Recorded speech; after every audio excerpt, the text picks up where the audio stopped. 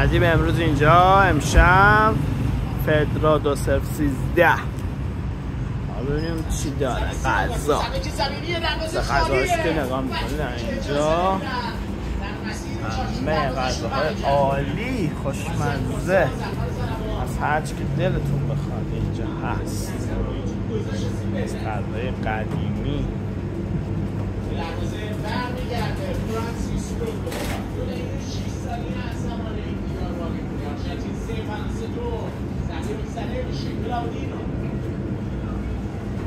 مخصوص غذاشون اینه فیلادلفیا همبرگر فلان هم سرآشپز معروف اینجا ایشون رئیس اینجا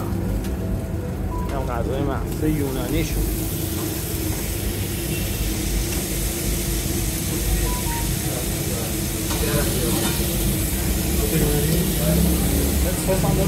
غذا رو درست کنیم چجوری میشه سالاد اندونزیه خیلی خوشمزه است خدای خوشمزه است اذیت میشی عالی عالی بچه عالیه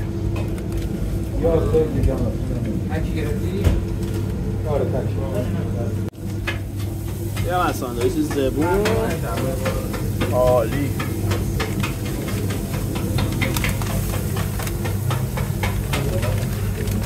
برو بالا